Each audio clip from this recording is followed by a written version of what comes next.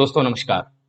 मैं Warren Buffett का वो स्टेटमेंट फिर से एक बार यहां दोहराना चाहूंगा कि when others are greedy I am fearful and when others are fearful I am greedy. दोस्तों, वॉरेन बफे कहते हैं कि जब पूरा मार्केट लालच कर रहा होता है मैं डर जाता हूं, और जब पूरा मार्केट डरा हुआ होता है मैं लालच करता हूं। दोस्तों, ये मैं क्यों कह रहा हूं? क्योंकि आज के डेट में मुझे बहुत से मेरे दोस्तों ने, इन्वेस्टर्स ने सवाल पूछा है कि एचडीएफसी और एचडीएफसी बैंक के मर्ज की न्यूज के बाद जो एक रैली इन दोनों शेयर्स के प्राइजेस के अंदर हमने देखी है, वो रैली कहां गायब हो गई और अचानक से ऐसे हुआ क्या कि एचडीएफसी और एचडीएफसी बैंक के शेयर्स के रेट 19% नियर अबाउट गिर चुके हैं अभी तक। मर्जर के न्यूज के पहले इन दोनों शेयर्स के जो रेट थे उसके भी नीचे ये स्टॉक प्राइस चले गए हैं, और यहां से आगे क्या स्टोरी बन सकती है इन दोनों स्टॉक्स के अंदर, और क्या ये मर्जर सक्सेसफुल हो पाएगा आगे? बहुत से हर्डल्स, बहुत से प्रॉब्लम, और आज की डेट में ये जो रैली देख रहे हैं, ये जो डाउन ट्रेंड इन दोनों स्टॉक्स के अंदर देख रहे हैं, ये क्यों है? मर्जर का तो इम्पैक्ट इन दोनों कंपनियों के ऊपर बढ़िया होना चाहिए था, अच्छा होना चाहिए था, और आज की डेट में ये ऐसा क्यों हो रहा है? दोस्तों, इन सारे सवालों के जवाब एक एक करके बहुत ही सिंपल लैंग्वेज में मैं आज आपको इस वीडियो में देने वाला हूं। आखिर तक इसमें मेरे साथ बने रहिए। आखिर में मेरा आपको ओपिनियन देने वाला हूं कि आप इस स्टॉक के अंदर, इन दोनों स्टॉक्स के अंदर क्या कर सकते हो। तो मैं संदीप जोशी आप सभी लोगों का स्वागत करता हूं दोस्तों, आपके अपने यूट्यूब चैनल मार्केट गुरु फाइनेंशियल ट्रेनिंग सेंटर पे। तो दोस्तों, ये जो दोनों स्टॉक्स है जो अभी आपके सामने है, एचडीएफसी बैंक और HDFC housing development finance corporation, ये सब्सिडरीज। पहली तो ये बात समझ लेते हैं दोस्तों, इन दोनों का मर्जर बेसिकली किस तरह का है। नॉर्मली जिस तरह के मर्जर्स होते हैं वैसे ये मर्जर नहीं है दोस्तों। इस मर्जर में एक बात समझने वाली है कि एचडीएफसी ये प्रमोटर कंपनी, मतलब एचडीएफसी सबसे पहले बनाई गई 1977 में, और एचडीएफसी का सब्सिडरी था एचडीएफसी बैंक। और ये जो प्रमोटर कंपनी एचडीएफसी, अब ये एचडीएफसी बैंक के अंदर मर्ज हो रही है। बहुत से रीजन से, बहुत सी बातें हैं, एक एक करके हम इसमें समझते हैं। पर अभी ये जो चार्ट आप देख रहे हो दोस्तों, इस चार्ट के अंदर वो दिक्कत, वो प्रॉब्लम जो हम सभी लोग इसके अंदर इन्वेस्टर्स इन्वेस्टमेंट करके बैठे हैं, वो लोग देख पा रहे हैं और वो लोग इसे महसूस कर रहे हैं कि ये हो क्या रहा है। क्योंकि मर्ज का इंपैक्ट इन दोनों कंपनियों के ऊपर बेहतर होना चाहिए, अच्छा होना चाहिए था। पर आप देख रहे हो दोस्तों, एचडीएफसी बैंक और एचडीएफसी दोनों ने एक बहुत ही तगड़ा मूवमेंट, एक बहुत ही तगड़ा अप ट्रेंड उस न्यूज के बाद में दिखाया, और दोनों के दोनों नीचे, एक साथ नीचे चले आए। 19% का फॉल नियर अबाउट इन दोनों स्टॉक्स के अंदर पिछले 5 से 6 दिनों में देखा गया। अब दोस्तों, इसके अंदर क्या किया जाए? तो पहले एक बात तो समझ लेते हैं कि ये फॉल आया क्यों है। अब इसके बारे में बहुत से लोग अपने अपनी अटकलें लगा रहे हैं। बहुत सी बातें मैंने भी पढ़ी है, सुनी है, देखी भी है, और उसमें कहा जा रहा है कि एचडीएफसी बैंक का जो इस फोर्थ क्वार्टर का रिजल्ट है वो ठीक नहीं था, इस वजह से ये स्टॉक प्राइस गिरा है। दोस्तों, इतना स्टॉक प्राइस सिर्फ एक क्वार्टर का रिजल्ट खराब होने की वजह से नहीं गिरता है, और ऐसे भी नहीं कि रिजल्ट जो है वो बहुत ही खराब था या लॉस वगैरह था। थोड़ा जितना अंदाजा था मार्केट को, जितना मार्केट ने सोचा था उससे थोड़ा कम आया है। इसका मतलब ये नहीं है कि इतना स्टॉक प्राइस उससे करेक्ट होगा दोस्तों, ये रीजन है नहीं। क्योंकि नॉर्मली मार्केट में लॉन्ग टर्म इन्वेस्टर्स जो है वो क्वार्टरली रिजल्ट्स को उतना फॉलो नहीं करते। अगर आप स्विंग या पोजिशनल ट्रेडिंग कर रहे हो तो क्वार्टरली रिजल्ट्स मैटर करते हैं, पर ईयर टू ईयर जो रिजल्ट होते हैं, ईयर ऑन ईयर रिजल्ट होते हैं, उन्हें ज्यादा फॉलो किया जाता है। फिर ये एक क्वार्टर के रिजल्ट की वजह से इतना स्टॉक प्राइस तो करेक्ट नहीं होना चाहिए। फिर रीजंस क्या क्या है आप समझते हैं दोस्तों? ये जो मर्जर है इसके बारे में मार्केट में बाद में समझ में आया मार्केट को कि इसके इंपैक्ट क्या होने वाले। थोड़ा हमारे यहाँ ये दिक्कत होती है दोस्तों कि बाद में बहुत सी बातें, अब ये उस दिन ये जो है एक हम कह सकते हैं कि एक सेंटिमेंट था, ये वो जो रैली थी वो ये न्यूज की रैली थी, और बाद में मार्केट को प्रोज और कॉन्स, इसके बहुत से इंपैक्ट समझ में आने लगे, और मार्केट के अंदर ये मर्ज की वजह से फॉल आने लगा। ये मर्ज की वजह से ही फॉल आया है दोस्तों, ये रिजल्ट का फॉल नहीं है। अब हम समझते हैं कि ऐसा हुआ क्यों है। देखिए, एचडीएफसी, जब एचडीएफसी बैंक के अंदर मर्ज हो रही है तो कुछ बातें एचडीएफसी के पॉइंट ऑफ व्यू से समझनी जरूरी है। एक तो सबसे पहली बात देखिए दोस्तों, कुछ स्टैट्यूटरी रिक्वायरमेंट्स होती है जो एनबीएफसी को नहीं होती है और बैंकिंग कंपनीज को होती है। जिसमें सबसे पहली अगर बात देखी जाए तो सभी के सभी बैंकिंग कंपनीज को मेंटेन करना पड़ता है सीआरआर। तो मैं बहुत ही सिंपल लैंग्वेज में आपको समझा देता हूं दोस्तों, सीआरआर होता क्या है।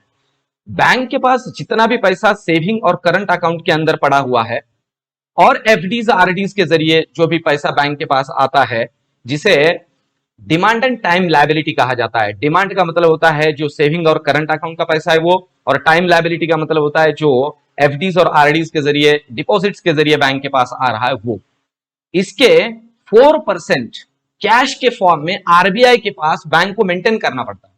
अब ध्यान दीजिए, एचडीएफसी एज एनबीएफसी, इसको ये तो क्राइटेरिया था ही नहीं, मतलब इसको इतना पैसा जो है अभी जैसे ही वो एचडीएफसी बैंक के अंदर मर्ज हो जाएगी, तुरंत के तुरंत ये जो 4% है आरबीआई के पास देना पड़ेगा, जिसके ऊपर आरबीआई कोई ब्याज नहीं देती है। एक तो ये बात हुई। दूसरी बात, अब यहां एसएलआर भी मेंटेन करना पड़ेगा।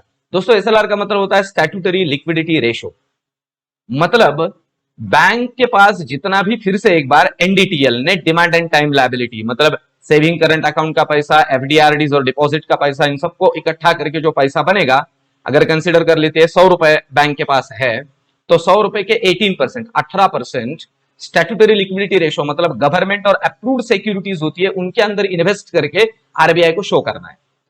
अब ये एचडीएफसी के लिए ये भी एक दिक्कत हुई, क्योंकि एज ए एनबीएफसी से ये भी मेंटेन नहीं करना पड़ता है।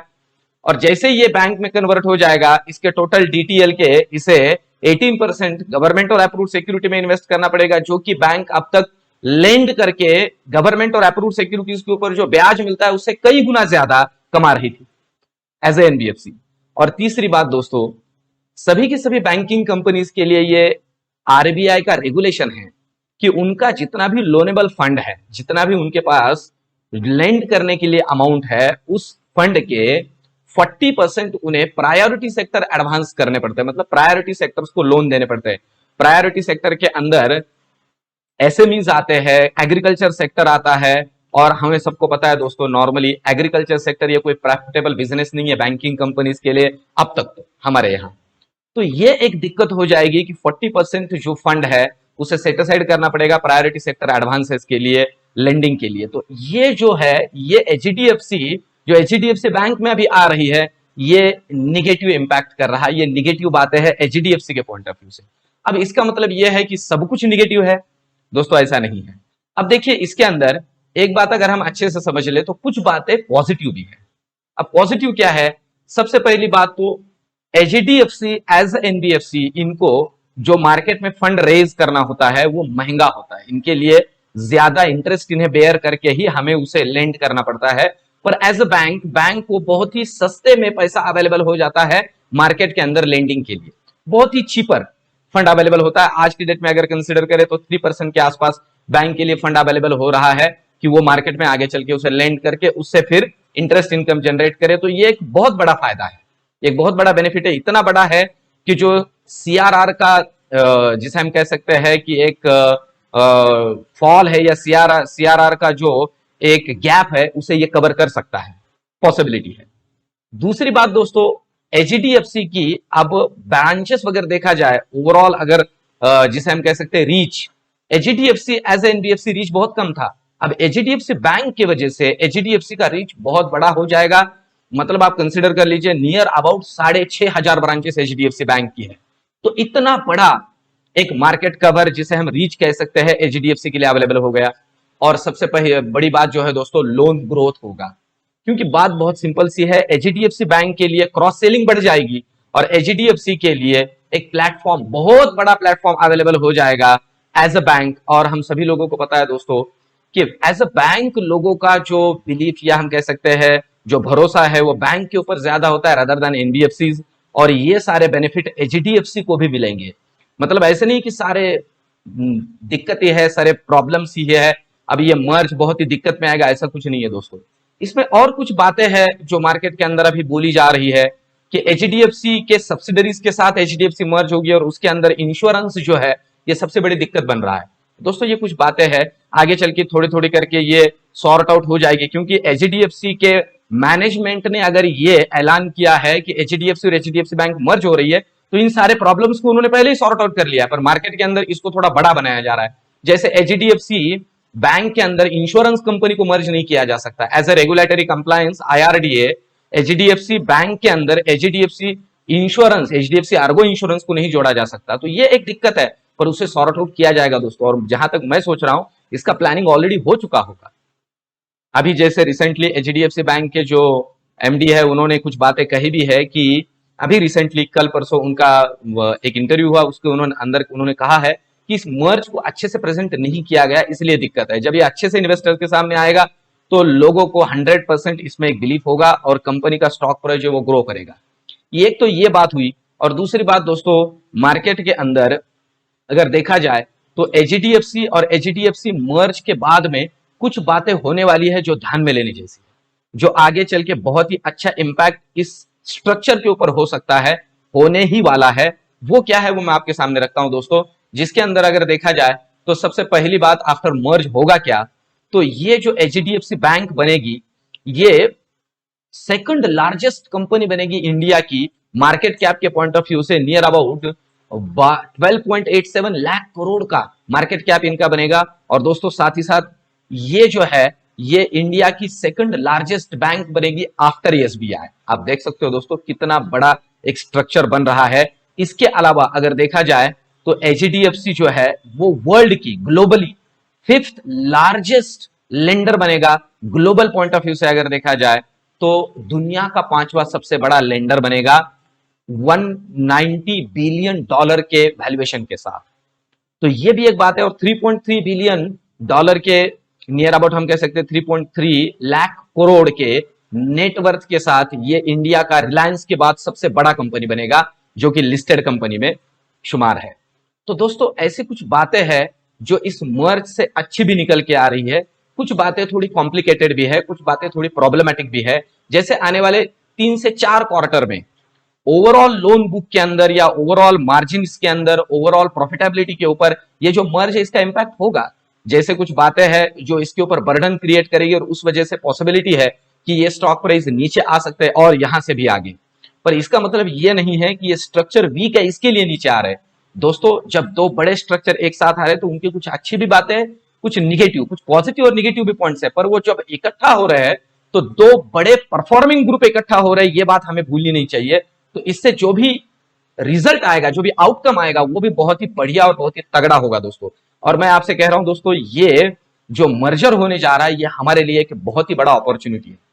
दोस्तों ये वीडियो आने वाले कुछ सालों में, मैं कह रहा हूं ये शॉर्ट टर्म की बात नहीं है, शॉर्ट टर्म में भले ही आप इसके अलावा जो प्राइवेट सेक्टर बैंक है उन्हें प्रेफर कर सकते हो, पर मैं फिर से कहूं दोस्तों जब लोग डर रहे हैं तो हमें ग्रीडी होने की जरूरत है ऐसे स्ट्रक्चर के अंदर।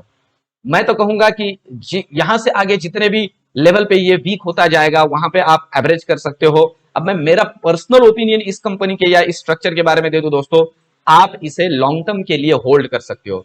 ये एक बहुत ही बड़ी अपॉर्चुनिटी है कि 1300 के लेवल पे हमें एचडीएफसी बैंक मिल रहा है। आने वाले दिनों में ये यहां से हमें डबल दिखेगा, ज्यादा से ज्यादा 1 से 2 साल। ये मेरा खुद का ओपिनियन है, ये कोई सलाह नहीं है दोस्तों। आप इसे फॉलो कर सकते हो, आप खुद भी इसे प्रेफर कर सकते हो या जांच सकते हो कि ठीक है ये इस तरह से होगा कि नहीं होगा।